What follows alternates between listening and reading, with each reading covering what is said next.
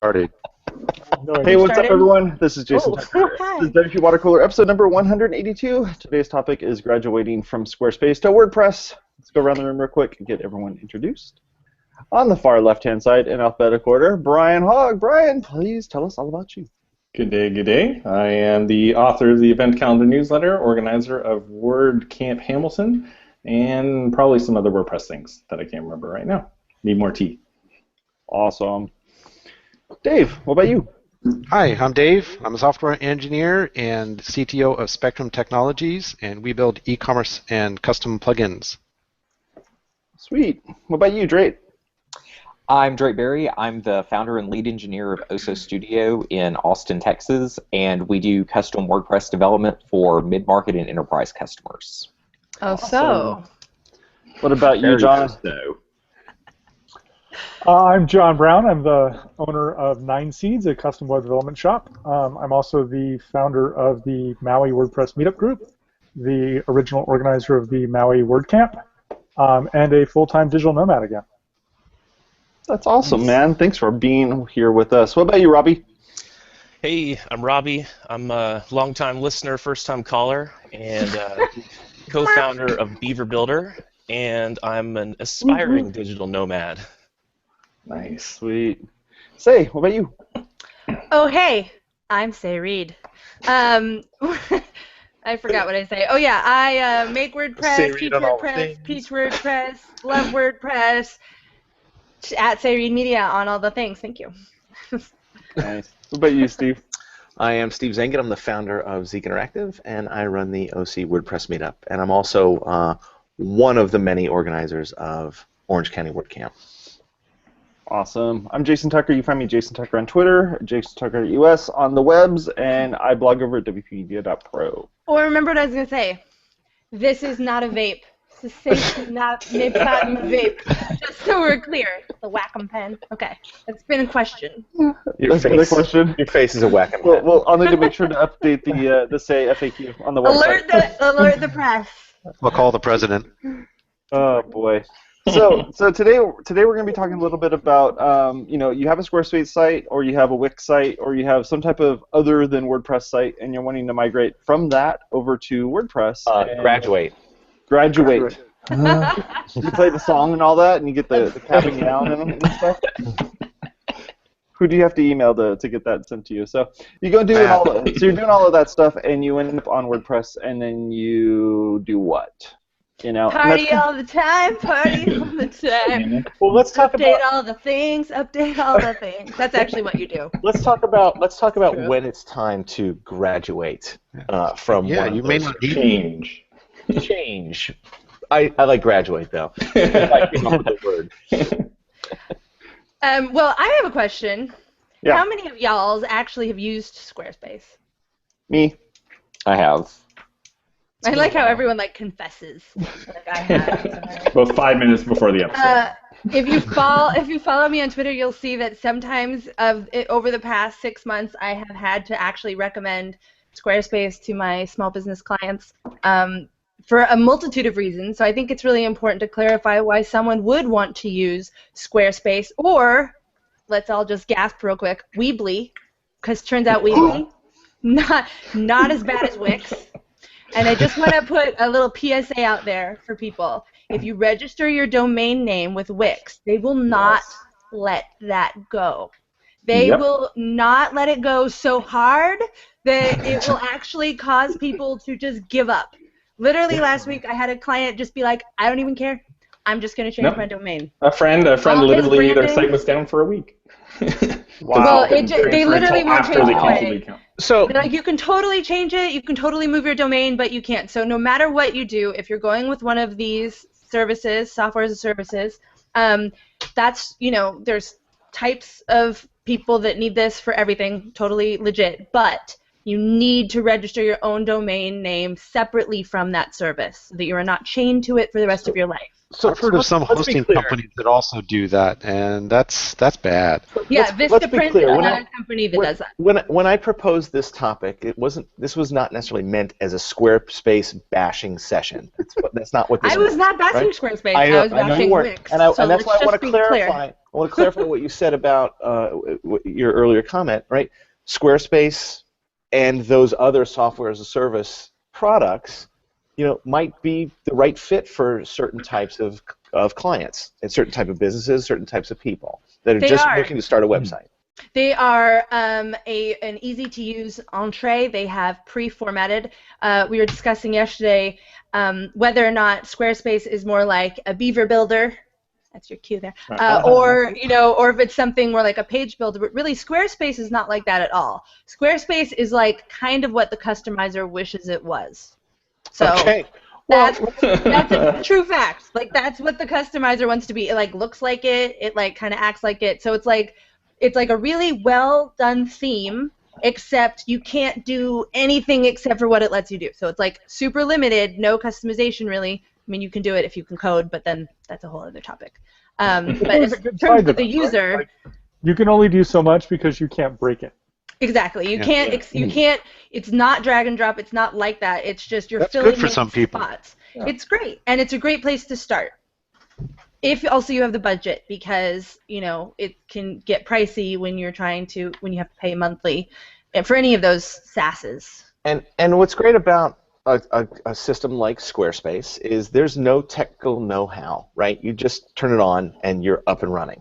Right, you pay your $8 a month. I'm looking at the pricing right now. It's $8 a month for personal, or $18 a month for business, and you're done. You're now annually, just by the way. Okay, you don't have to learn DNS or hosting configuration, you actually still have to have that information. Yeah. But a little bit. There is a competitor for that within the WordPress community. WordPress. I can't talk that. Which is called WordPress.com. Right? So not even remotely the same or as easy to use, and that's my current beef with WordPress.com. Tell me the difference, say. Well, user interface. Squarespace has been doing what WordPress.com is trying to do now for longer, and they're doing it better. So that's just where WordPress.com is at the moment, though. I think it's getting there, and it's what it wants to be. It's like this weird copying both directions kind of thing. Forgetting the UI for a second, right? They're both turnkey website solutions. Yeah. Yes. I think they target a completely different market, which is important to differentiate, because if you're talking about graduating to like self-hosted WordPress in a way, like WordPress.com still services the blogging chronological publishing market pretty well. It's never serviced the small business market well, who just wants a brochure website. Not true with the purchase of WooCommerce and the addition of a Shopify merge thing. Not so true anymore. Well, it's gotten better, but I wouldn't say it's good. Yeah, I wouldn't say they're focused on that. Like, if your goal is a 5-page brochure website with a little side e-commerce store where you sell 10 products, okay. So maybe Squarespace, Wix, and that stuff's good. So with any of these solutions, at what point do you hit that cap? Do you hit a wall and it's time to graduate? I think it's when you try to do something on the platform, but you can't. I mean, that's pretty much that's or it. you're like, oh crap, I have to spend $75 I really think that there's two decision points there, Steve. One of them is if you're publishing a lot of content, and so you need something that's a proper content management system, whether it be blog articles or custom post types or whatever, if you're doing something on an ongoing basis where you're continuously publishing content, then those platforms are awful for it. The second one is anytime you need any kind of a custom integration, which is what Brian was just referring to, is like there's such limits on that as soon as you go, oh, I need this little bit of custom business functionality built into my site, it's impossible to build those into those platforms. This is true. I want to also differentiate between Squarespace, Wix, and Weebly, which are kind of like the top three that I get from people. We're not even going to discuss GoDaddy Builder because I won't discuss it. So, but although I have clients who have that in their site too, and I just deal with it. But Weebly is a little more, and both Wix are more drag and drop builder style in the fashion of Beaver Builder or Page Builder or Visual Composer, whereas Squarespace is not. Okay, so if only we had somebody on the water cooler Too bad. that would. I keep trying to bring it up. I keep being like Beaver Builder. Somebody might be able to speak to that. Well, so Beaver Builder, of course, is a drag and drop page builder. Hey, how's it going, Robby? Hey, Robby. It brings some of that. Hey guys, it brings some of that convenience of being able to build a page, if that's a marketing page or an e-commerce page, kind of the brochure-style website, being able to drag and drop images and set background rows and kind of build pages beyond just a standard kind of blog or a content platform, which WordPress.com and WordPress in general really thrives at. So it kind of merges those two together. At least that's. Has anyone ever tried to like get someone to be like, oh yeah, you can do columns, just use shortcodes, and they're like, what? Oh my Lord. Like Beaver Builder, and you're like, oh look, drag and drop, cool. Sure, sure. No, that's. I'm appreciative of that for the fact that you're not using shortcodes. I am deeply appreciative of that because shortcode is just as confusing to the user as code is. They're like, psh, what is this thing? And having them understand that something represents something else. I mean, there's a certain level of technical savviness that gets that, but under that, it's a wash.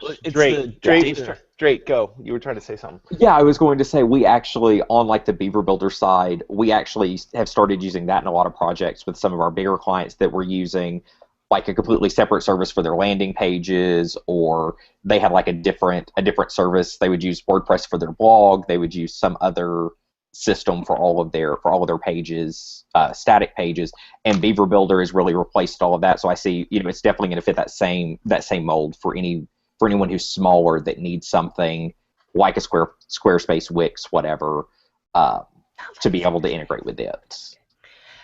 That's awesome. The data portability. The data portability is a big thing too. With shortcodes, you lose that content if your content's all built with shortcodes. And that's a similar kind of problem that you get with Squarespace or a Wix or someone like that. Like if you want to move your site that you spent all this time and money and invested in, it's a real pain. Actually, to that point specifically, this is how you understand the graduation concept and why I really appreciated this term that Steve was using. Because even Squarespace understands that people literally graduate from Squarespace out because while you can't export your text out of Wix or Weebly, the export from Squarespace is into a WordPress file.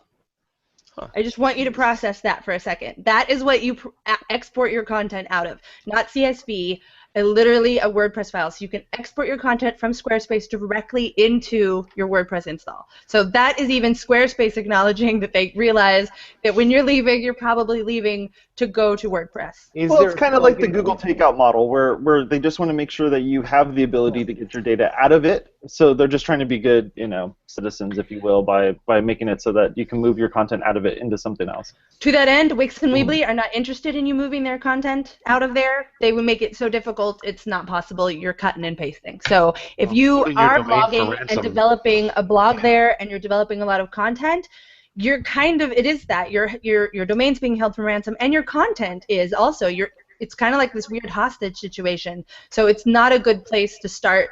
Squarespace at least has the ability to move, whereas the other ones do not. So could we talk a little bit about the differences between how Squarespace does an entire page build, where Beaver Builder would be more of the content area of the page that you're making changes to? How do you guys approach that, Robby? Well, so we work within any WordPress theme, and in a way that makes it really flexible. You can use Beaver Builder on any site, but it also kind of limits exactly what you're able to do. A lot of people with the theme we have, a lot of people have been just opting to remove the theme header and footer and build out, especially if you're doing like a one-page kind of scrolling site, to just build it all out with Beaver Builder.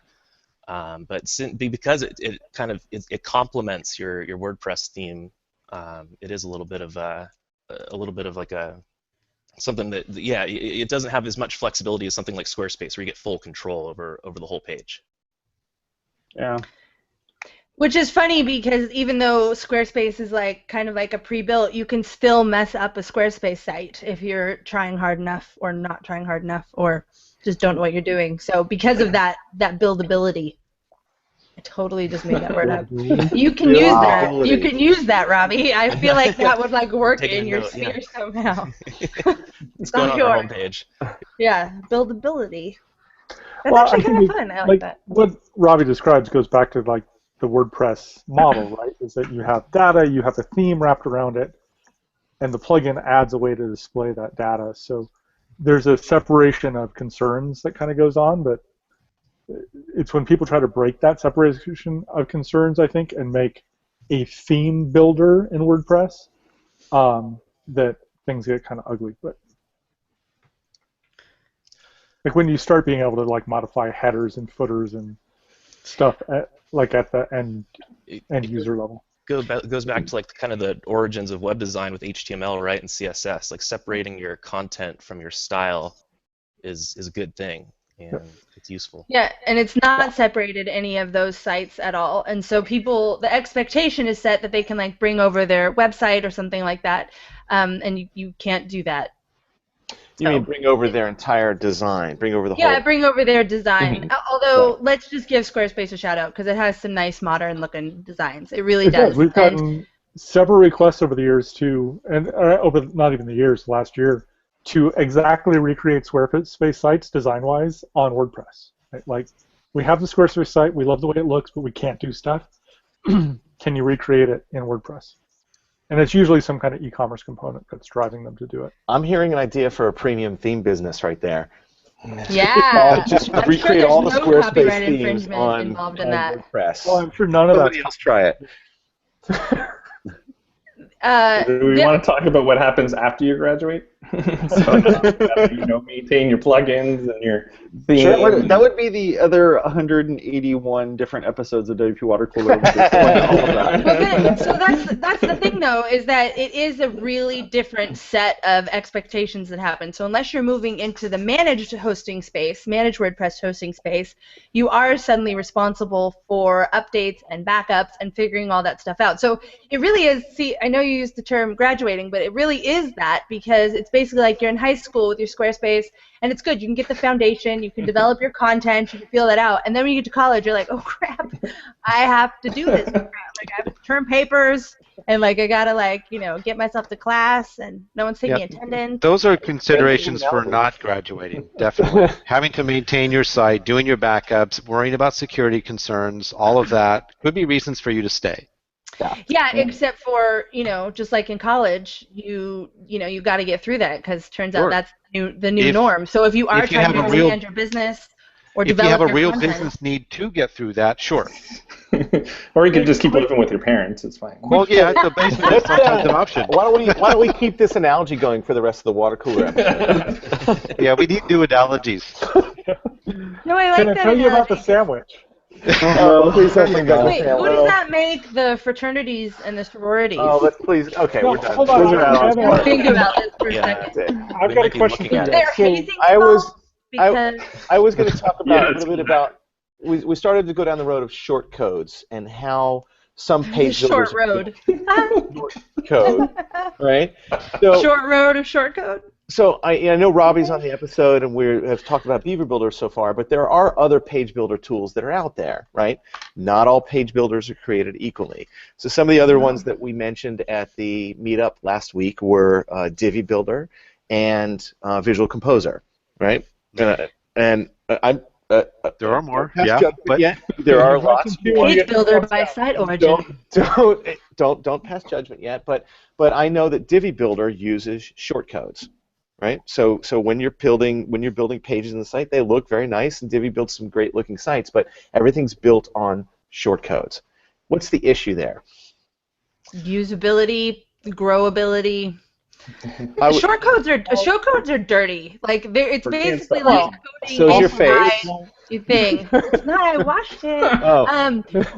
But really though, like it's dirty content. because that content is now not something that you can just change themes. Not only do you lose your functionality, but you also have, unless you use a plugin to remove the shortcode, and it just disappears anyway. It doesn't actually remove it. In Divi's defense, hang on one second.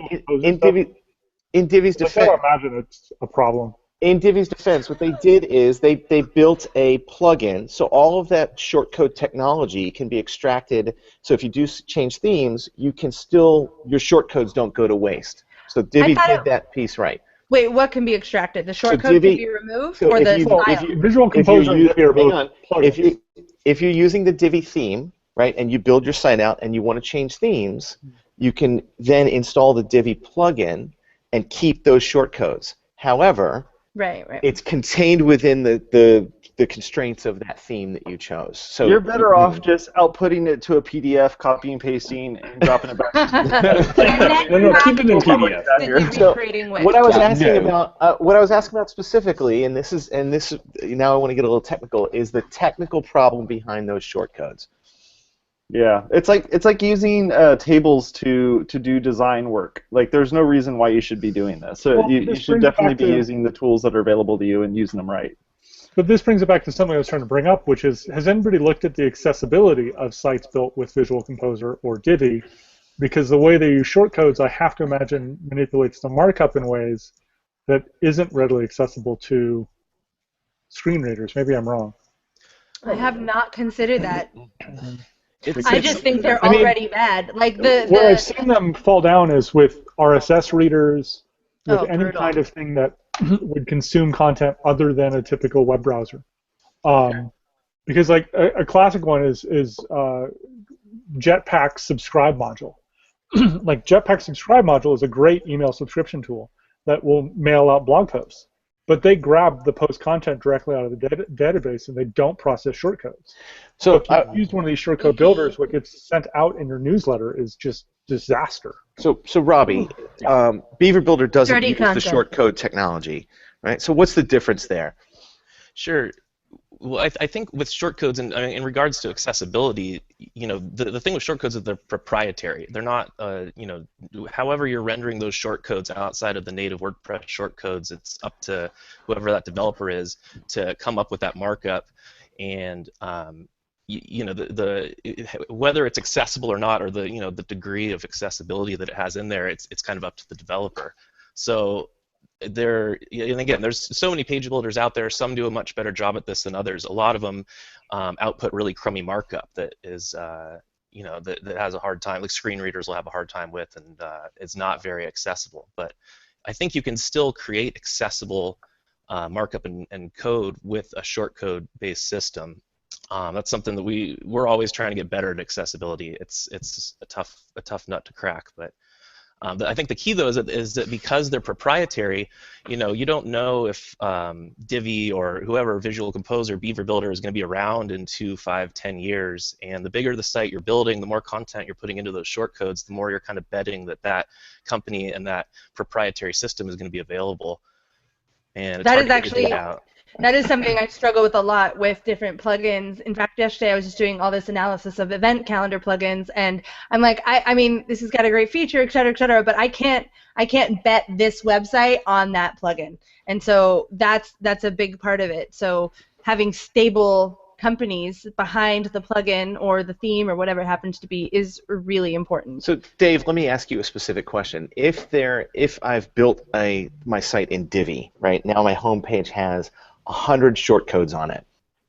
Is that a problem from a server processing standpoint? It could be, yeah. Depending on how well those shortcodes are implemented, more shortcodes means more processing, and processing of potentially large amounts of HTML content and text. So they can get kind of slow. Okay. I don't know how Beaver Builder works, if it's doing some of that processing outside of actually displaying the content of the page. That might be a lot more performant. But having hundreds of shortcodes on a page, every one of those shortcodes is going through a shortcode processing and processing large amounts of text. It's Kind of like going to hundreds of parties during college. Like you might slow down. Yeah. At some point, you're going to hit a limit, right? The end of that night never ends well. That was my college experience. That was awesome. Let me ask you guys something.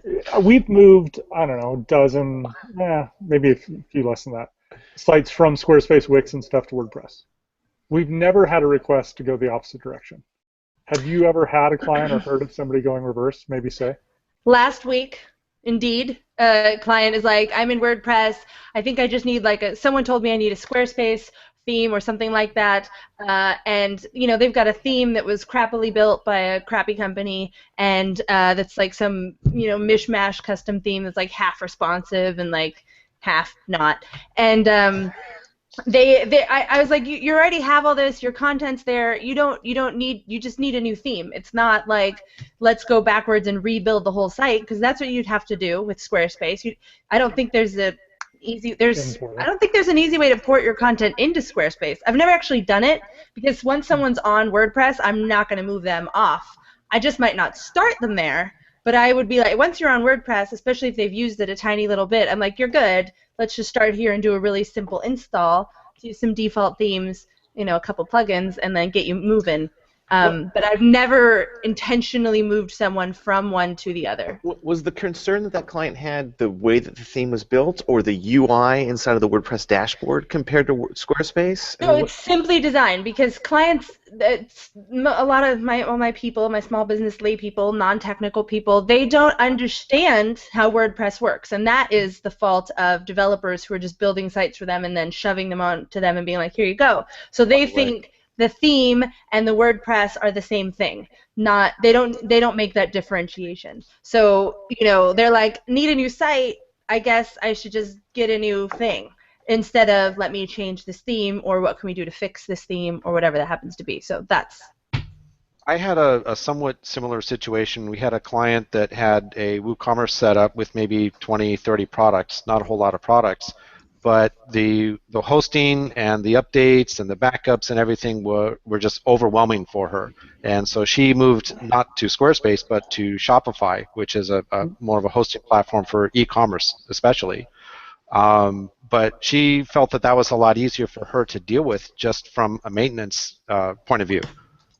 I know of people who have moved from WordPress to Squarespace like that. I have not moved them myself because I have problems. I just feel guilty when I'm recommending Squarespace or keeping people on Weebly in the first place. But these all sound like client expectation issues to me, like client education issues. That's more exactly than anything what they else. are. Yeah. Because WordPress can do those things, and WordPress can have those themes, and it can be that simple. But when you have bad developers who are putting in short code and then not explaining any of that, I had a client who, when helping out their friend, installed a plugin called Inline PHP and was coding in PHP in the content editor. And the client's like, I don't know how. I can't do this. I'm like, yeah, you can. Nothing can go wrong there. It's hard. I'm like, this is so messed up. Why does that plugin exist? It just actually makes me angry. Well, not all clients want to learn this stuff. They want to run their business. And so if a simpler solution means moving back away from WordPress, sometimes that is a good thing. Right. So what is it about, like, that it works for? say you call out the developers quite hard, but it's more than that. It's the WordPress community at large, right? Like, not just the developer side of it, that isn't communicating to clients or potential users how it works. Well, yeah, and it's also endless feed forest, which is like, hey, everybody, here's every site ever that totally looks like this amazing demo site. Just kidding, here's Visual Composer, go. That's setting client expectations to, they're like, I bought this thing, it's supposed to look like this. They're expecting something that's fill in the blank, like the customizer wants to be, like Squarespace actually is, and instead they get a drag and drop thing that there's no explanation. There's like 70,000 options. Yeah, you got to learn how that drag and drop thing works. Visual Composer is the opposite of decisions, not options. It's options, not decisions, and that can totally freeze people. Right, but I'm relating it to how Squarespace conveys to clients how to use those tools and build the site that they want. Or to their customers. It's on the theme developers. I mean, WordPress as a community can't access those people when they're downloading a theme from ThemeForest or from Elegant Themes or something. Like there's no education in there. I've had a lot of conversations about why the customizer, with George specifically, why the customizer kind of is lacking, because there's not a lot of documentation in there. And so it's just like, just go. And that's not helpful to anyone. So that's where that sidekick thing comes in. Ben Fox, shout out, what? Man, look at the time, folks. Wow. It's now 11:30.